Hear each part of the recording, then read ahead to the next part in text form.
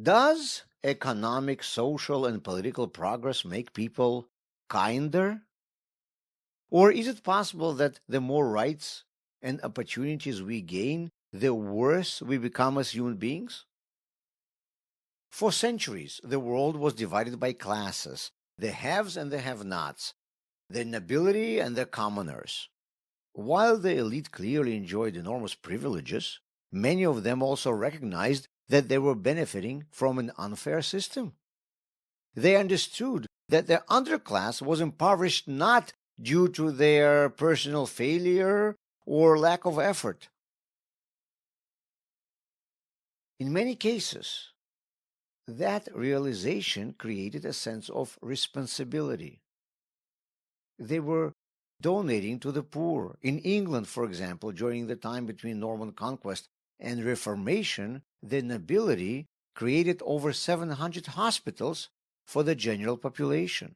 In the Russian Empire, by the turn of the 20th century, there were over 15,000 charitable organizations funded by the members of the aristocracy. In France, this moral tension pushed their aristocracy to vote to abolish their own privileges in 1789. In Russia, it fueled the December Revolution of 1825. Now, fast forward to today. We live in the world of meritocracy, where a person's position depends on his ability and effort rather than on birth and inherited status.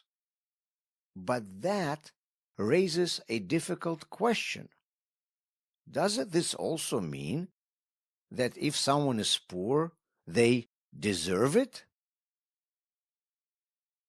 The term meritocracy itself wasn't originally meant as something positive. It was coined by Michael Young as political satire. He specifically warned that such a system could create a new kind of inequality, one that is seen as morally justified. His concern was that if success is seen as purely earned, then the wealthy no longer feel any moral pressure to help the losers. Instead of reducing inequality, meritocracy hardens it, turns it from a social problem into a moral judgment.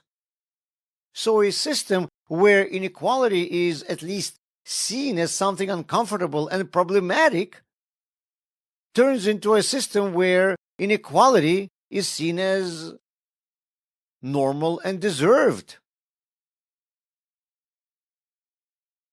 This entire conversation about the negative effects of meritocracy is taking place because of two questions that the Western culture is primarily asking. Do the wealthy deserve their wealth?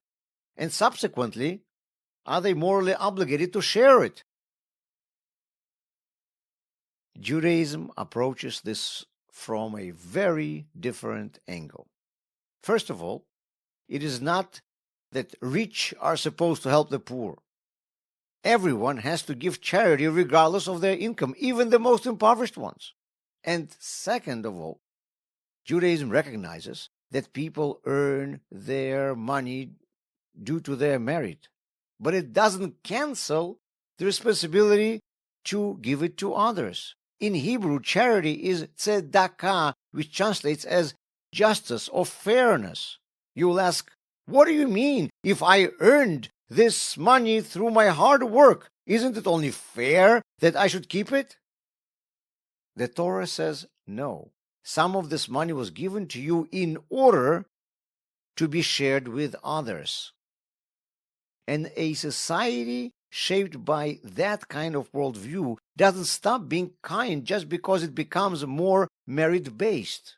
It keeps kindness as a constant obligation, not something dependent on guilt or circumstance or how deserved someone's situation is.